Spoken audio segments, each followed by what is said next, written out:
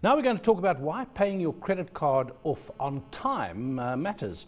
And with me is Arnold Dippenaar, who's head of the Consumer Credit Card Division at Standard Bank.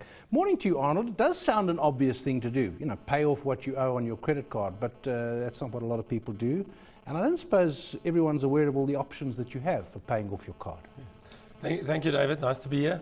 I think credit card is a wonderful product that customers has got, to do daily spending and not really to carry any cash with them. So it's a product that you want to protect, and you want to make sure that any limits that's been given to you, that you keep that intact. So it's quite interesting that we see over the holiday periods that people tend to make the payments late.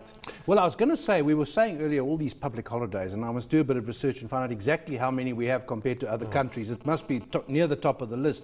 But I don't think too many countries have as many in a shorter space of time. And Gerbrand Smit was saying earlier that some of his colleagues take leave now instead of December. Because December you've just got Christmas and New Year in a week there. But there are lots of days which are theoretically working days. Actually, this is a time when you might spend a lot of money that you hadn't budgeted for because you're actually taking a lot of time off. And we can we can see that, especially December and April. Spending goes up as people are on holiday. But I think the important thing about the card repayments then is that people even forget. Often forget on holiday. I mean, you don't think about repaying your debt while you're on holiday. You're thinking about relaxing. So I think that's where people forget to pay that. But we've got various ways that you can actually help customers to not forget and effectively to protect their credit records. Before you go any further on that, I'm a bit surprised that the banks don't insist that you have a monthly arrangement which is automatic, whether it's a percentage or a certain amount or the whole amount. Why leave it up to the customer to have to remember? I think there's probably a bit of history around, specifically around the credit card product, where it wasn't always mandatory that you need to set up, for example, a debit order. So there is customers that don't have. It's also customers have flexibility as to what they want to repay. And we see that most customers, basically three groups of customers: the customers that just pay the minimum amount that's due, as per the agreement we've got to them. And then you've got a group of customers that like to have a fixed repayment because they know every month, what it is. And then you've got customers who want to make use of the 55-day interest-free period where they actually settle the full balance at the end of the month. And there's a good mix of all these customers. But we continuously urge customers to get a debit order signed, to get it set up, because it's just so much more convenient to get the payments made. And the guys that don't have, or the customers that don't have it, we try and make it as easy as possible for them to pay through banking applications. That's, wherever you are, you can use it, where you've got cell phone reception, as well as internet, through internet banking to do that. And then as a last option, go to the branch and pay at the branch, which is obviously not the preferred way. Perhaps people don't realize also, if they delay the payment, that's more interest against their name. So if the debt's not paid, then the interest piles up. I mean, how much? Give us an idea of how much it could cost you if you delay your payments regularly. You keep delaying them, then you're going to end up with more interest, surely. I think the interest rate is determined on what your outstanding balance is. So whatever your outstanding balance is and how it grows is a percentage of that. So how much it would be will all be dependent on. But it's going to be more. Yes, because if you think about it, if I buy groceries every month on my credit card, or put fuel in, which is very convenient to use it, preferably you should pay all that back at the end of the month, because it's a monthly expense that you incurred. For something which is different, for example, paying a school fees or paying major car buying repairs, some durable goods or major car repairs, and that you could probably finance over time through your credit card. So customers really need to understand why they using the credit card, for what purpose, and then adjust their repayments accordingly. So what's your experience of people not knowing this, not knowing these things? How much education have you got to do? I think education is something that we continuously do, to make people aware of the function of the credit card. There's a lot of benefits attached to it. Some of the travel insurance benefits you get when you buy airline tickets using a credit card, or the fact that you've got all these easy mechanisms to repay the account. So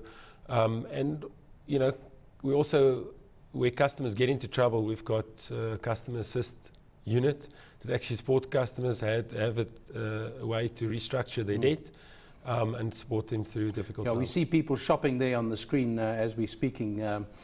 What about your credit record? And I think perhaps that's an area people don't appreciate, is if you are late with payments, then you're in bad debt, and it can affect your record if you're applying for other loans. Yeah, there's basically two implications of not paying your credit card debt. The first one is we will freeze the limit, available open limit that you've got.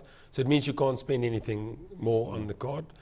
And then the second thing is, if you regularly go into late payments, it affects your credit record. And your credit record at the end determines, firstly, if you're going to get credit and if a financial institution would be willing to give you credit. And then secondly, what the cost of that credit would be, because high risk customers generally pay high interest on their lending. What about the unsecured lending space? I mean, that's not where you are generally. And what's your sense, of where the consumer is at the moment? Everyone says the consumer's battling. Earlier on this morning, we were talking about how a lot of the retail results that have come out have actually been quite good. I think from a customer spend perspective, we don't see, even after the rate increase that we had, we don't see a major reduction in spend coming through. So they've still got some capacity? There's still some capacity. I think, there's so many consumer or expenses of customers go up. I think, toll fees going up, petrol price going up. Everything is going up all the time. So people, we need to continuously sit and think about their budgets and think about the debt that they've got and that they need to repay and adjust their lifestyles accordingly. But people still have to buy food, they still have to put petrol in the petrol tanks to get to work. So that expenses will continue. Looking at offering credit to consumers, it's in your interest for them to pay more interest in a sense. So, and I'm being cynical. So the bank will say, let those guys who don't want to pay every month or want to get into a little bit of debt, let them carry on, because we'll then make a bit of money, we'll then remind them and they'll pay. But we make a bit more interest in the meantime. And if you've got a lot of customers doing that, you actually make quite a lot of money out of them. Yeah, I think, with customers paying slowly off in debt, especially revolving products like a credit card, we will make more interest income. But at the end of the day, what the thing is important for us is the financial well-being of the customer. We don't want our customers to get into trouble. That's why we continuously try and educate them as to what they should use the cards for and how they should use it. And as I mentioned earlier, if you buy groceries, make sure you pay it back in the month. And I think in the longer term, we will then have the benefit of a good customer. In your experience now, people, you shouldn't be borrowing to buy groceries unless you're paying it off at the end of the month. Yes. But so if you're borrowing and then the debt is deferred, you shouldn't be doing that, obviously. How many people in South Africa, how many of your customers do that? If I look at our total turnover that we have a month and the total repayments we get in, it is almost more or less the same every month. So, for example, if you look at how much your debt book grow by, say it grows by 10 or 15%, and the level of spend that goes through those cards and the level of repayments that come in means there's a reasonable closely set off between the two, which is an indication that people pay off more than what is just the minimum that's required.